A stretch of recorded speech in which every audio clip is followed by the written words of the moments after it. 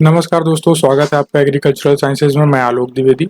मैं आपको बता दूं कि यदि आप उत्तर प्रदेश में रह रहे हैं और उत्तर प्रदेश की किसी भी कॉम्पिटिटिव एग्जाम की प्रिपरेशन कर रहे हैं, तो उसमें हिंदी का एक बहुत ही इंपॉर्टेंट रोल होता है और हिंदी आपसे ज़रूर पूछी जाती है। फिर आपका चाहे कोई भी एग्ज़ाम हो जो आपका उत्तर प्रदेश का, यानी कि जो उत्तर प्रदेश स्टेट का एग्ज़ाम होगा, उसमें आपसे हिंदी आवश्यक रूप से पूछी जाएगी। ठीक है, तो उस चीज़ को तैयार करने के लिए हम लोगों ने ये सीरीज कंटिन्यू की है हिंदी प्रैक्टिस की। कुछ क्वेश्चंस हम लोग यहाँ पर डिस्कस करेंगे जो एग्जाम्स में आए भी हुए हैं और जिनकी आने की उम्मीद भी है। ठीक है, तो इस तरीके से प्रैक्टिस करते हुए चलेंगे और अपनी प्रैक्टिस बढ़िया कर लेंगे, जिससे कि हिंदी में एटलीस्ट आपके क्वालिफाइंग मार्क्स तो आ ही जाने चाहिए। ठीक है, तो चलिए अब हम लोग अपना सेशन स्टार्ट करते हैं। ये सभी एग्जाम्स के पॉइंट ऑफ व्यू से इंपॉर्टेंट है, फिर चाहे यूपी पीसीएस का एग्जाम हो या फिर उत्तर प्रदेश पुलिस का या फिर लेखपाल का, सभी एग्जाम में इस तरह के क्वेश्चंस आते हैं। तो देख लेते हैं क्वेश्चंस को क्या क्या है।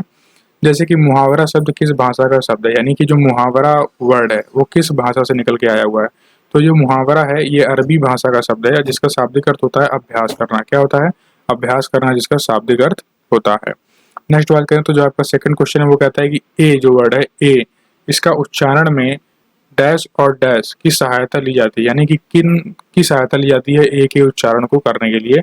तो कंठ और तालु की आवश्यकता होती है हमें जब हम ए का उच्चारण करते हैं। तो इस तरह क्वेश्चन आते हैं, देख लीजिए। अब नेक्स्ट बात करें तो जो आपका क्वेश्चन थर्ड है वो ये कह रहा है कि जिन वर्णों का उच्चारण स्वतंत्र हो, यानी कि जिन वर्णों का उच्चारण स्वतंत्र हो उन्हें क्या कहते हैं? उन्हें हम कहते हैं स्वर। क्या कहते हैं? स्वर कहते हैं। और स्वर कितने होते हैं? तो स्वर आपके 11 होते हैं। कितने? 11 होते हैं।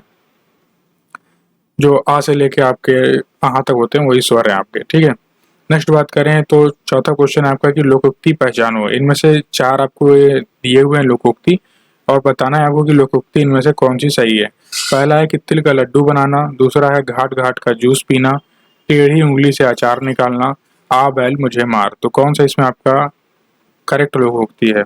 क्या बता सकते हैं आप? तो इसमें जो आपका करेक्ट है वो है आ बैल मुझे मार। ये लोकोक्ति है आपकी।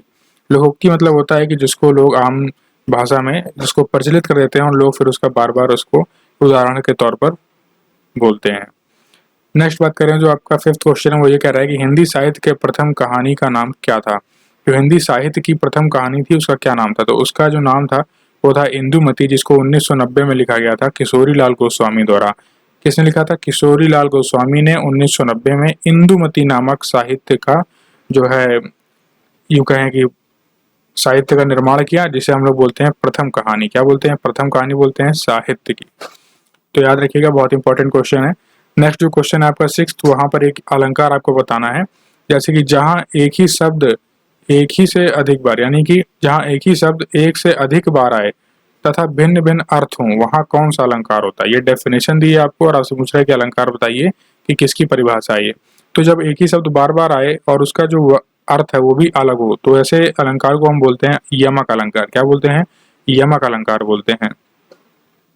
नेक्स्ट बात करना जो आपका नाइन्थ क्वेश्चन है वो ये कह रहा है कि 1955 में साहित्य अकादमी पुरस्कार किसे मिला था? यानी कि जो साहित्य अकादमी पुरस्कार मिलता है वह 1955 में किसको मिला था? तो माखनलाल चतुर्वेदी को मिला था।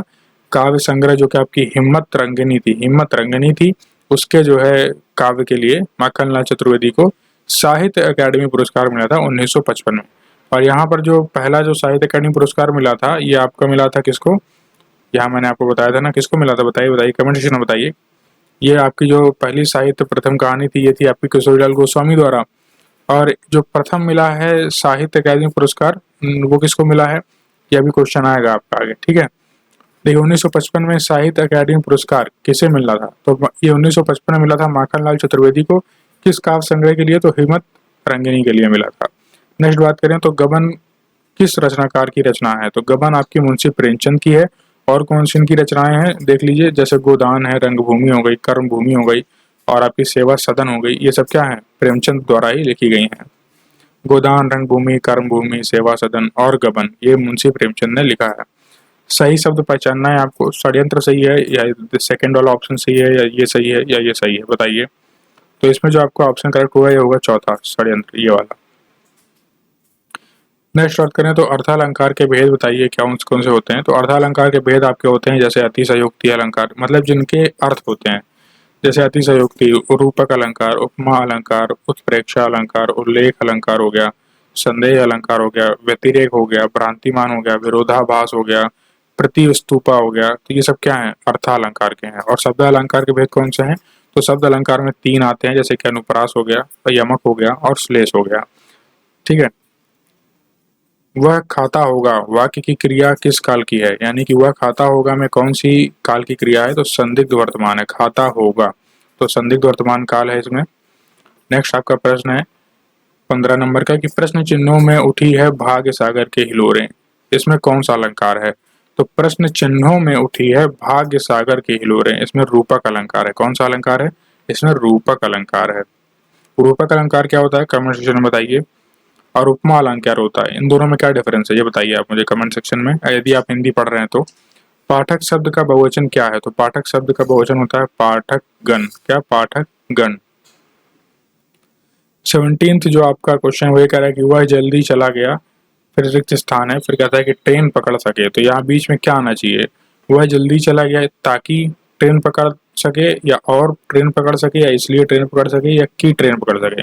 तो इसमें जो उचित उत्तर होगा आपका वो क्या होगा, वह जल्दी चला गया ताकि ट्रेन पकड़ सके। जी यही सही होगा आपका, ताकि ट्रेन पकड़ सके।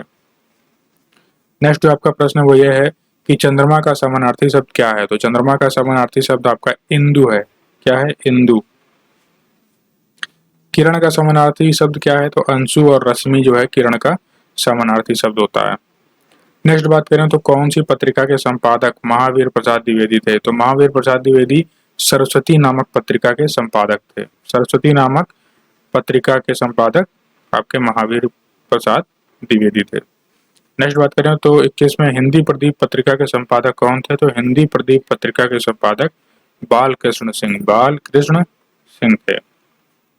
नेक्स्ट बात करें तो विशाल भारत पत्रिका के संपादक कौन थे, तो विशाल भारत आपके संपादक थे बनारसी दास चतुर्वेदी। कौन थे, बनारसी दास चतुर्वेदी। बनारसी दास चतुर्वेदी विशाल भारत पत्रिका के संपादक।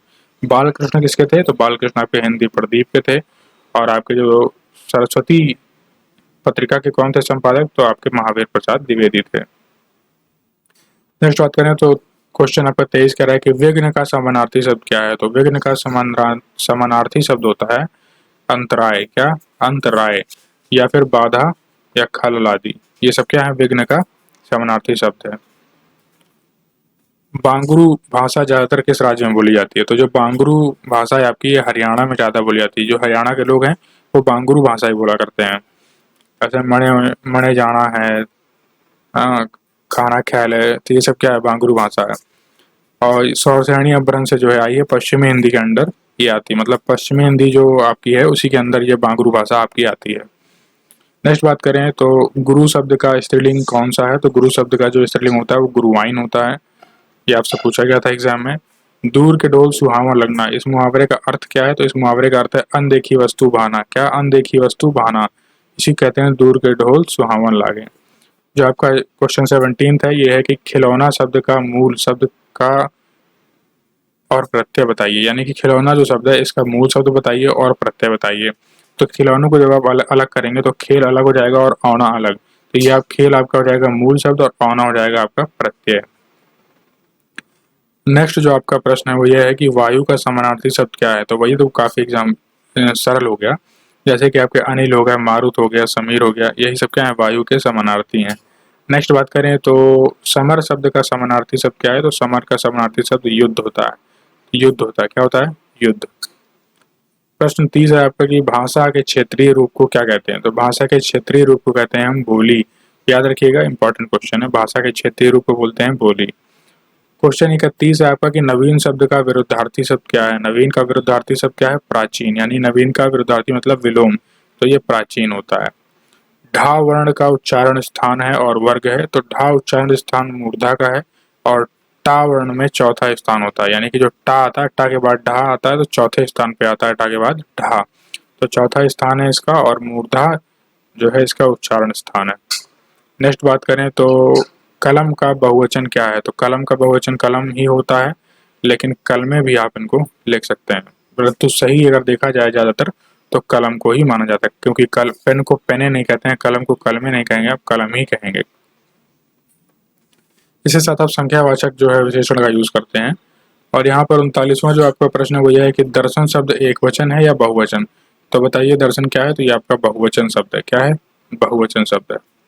नेक्स्ट आपका प्रश्न है कि थोड़ा सा दूध गर्म कर दो वाक्य में विशेषण का भेद बताइए। मतलब थोड़ा सा दूध गर्म कर दो, इस वाक्य में कौन सा विशेषण का प्रयोग है?